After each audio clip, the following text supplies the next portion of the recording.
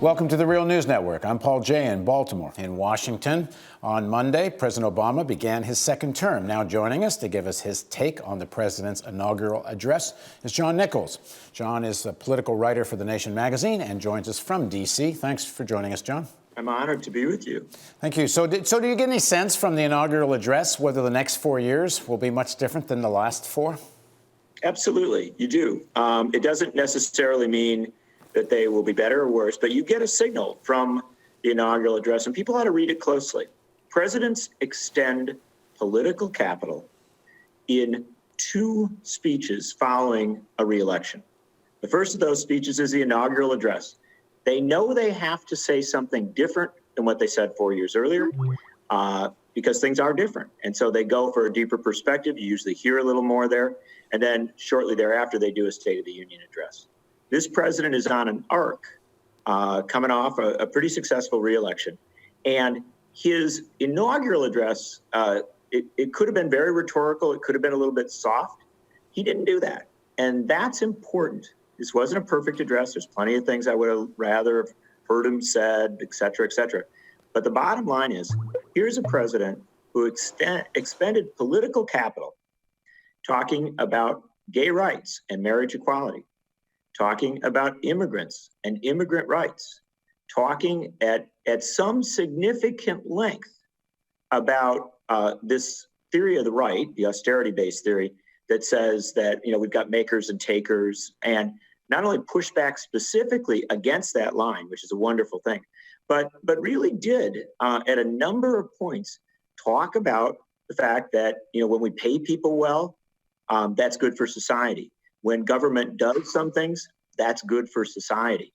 It's not a Franklin Roosevelt speech, not a perfect speech, but it was a significantly more progressive speech than I expected. And it was also part of, again, an arc coming off the election in which this president took a bolder stand than we expected on gun issues, fought a little bit more effectively, I think, on the fiscal cliff issues. And so now he gives a reasonably progressive speech. I would have to say I am cautiously hopeful. But is it really that different than what, for example, he said in the presidential campaign in 2008? No. And then when he gets elected, when you put meat on the bones of what he's actually going to do, you know, we wound up with a finance team that was essentially, you know, representatives of Wall Street. The new Treasury Secretary, Jacob Lew, is more or less more of the same. He talks again about the importance of deficit fighting. I didn't hear much about whether it be stimulus or, for example, those words, EFCA, you know, the Employee Free Trade Act, that was supposed to be the big... What's that? Yeah. You didn't hear that. Didn't hear you didn't hear anything good on trade policy. There's a lot of things you didn't hear good stuff on. But let me, Paul, you've covered this long enough and you're smart enough to know that, you know, from a Democratic president, we're never going to get a fully progressive agenda. That doesn't happen. Unfortunately, the Democratic Party isn't that anymore. If it ever was. And so what you look for from a Democratic president is kind of where the balance goes. And when I say I'm cautiously optimistic, I am not cautiously optimistic that Barack Obama is going to govern as some sort of raging progressive. What I'm cautiously optimistic about is that he did not throw off the closing campaign themes of his 2012 campaign. I was with Obama in the last, you know, few days, week or so of his campaign. And I heard him giving, you know, very, very populist speeches, economic populist speeches with Bruce Springsteen at his side, talking about we take care of our own. And what I heard in this speech was some connection to that. That's important, that this president hasn't broken the connection with the campaign that reelected him. And I think he did do that in 2009. I think that he came off an incredibly hopeful, incredibly energetic campaign in 2008, and then gave a 2009 inaugural address that was A, kind of empty. There wasn't a lot of depth there.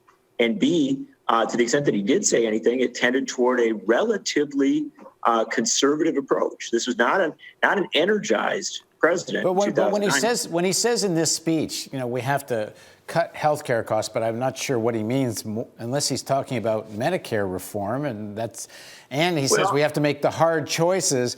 I mean, we're all moving towards this another debt ceiling piece of theater. And Bill Black's coined this term, the grand betrayal. People are concerned that this is where he's heading. Doesn't this language suggest that that is where he's heading? His language has suggested that for going back to before he was a presidential candidate. The fact of the matter is that we have always wrestled with Barack Obama on this issue. And there are statements by Barack Obama from way, way back that are very unsettling.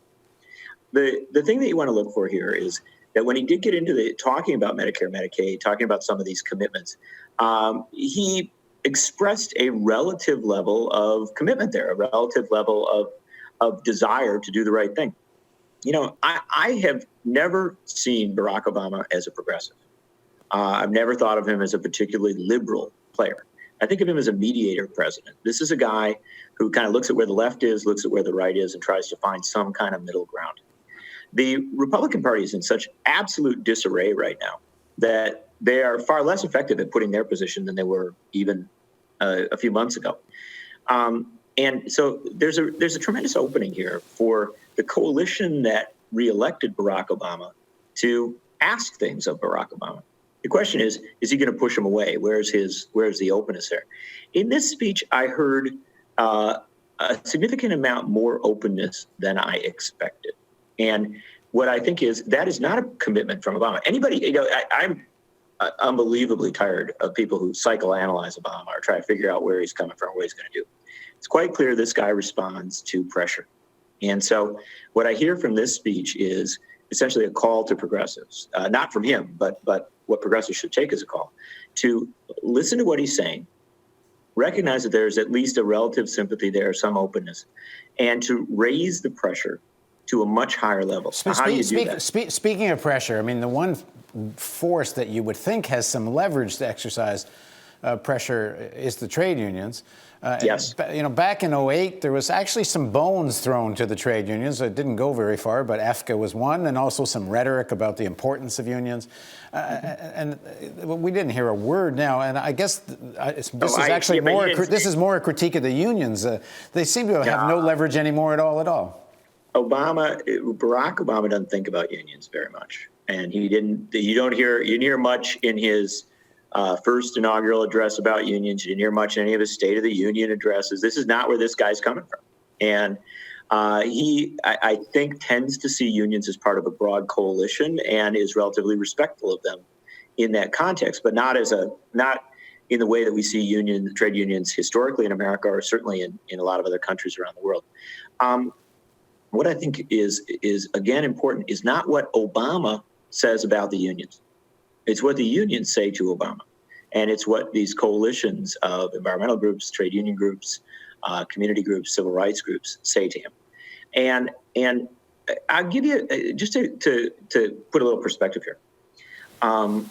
Imagine a decade ago, an American president saying from Seneca Falls to Selma to Stonewall, making that connection between women's rights, civil rights, and gay rights. Imagine an American president doing a lengthy soliloquy on marriage equality in a speech. There is a response to a community, the LGBT community, which has for a long time, pushed on this issue to a real change in society, and Obama responding to it. That's not Obama leading. That is Obama following. It's him responding.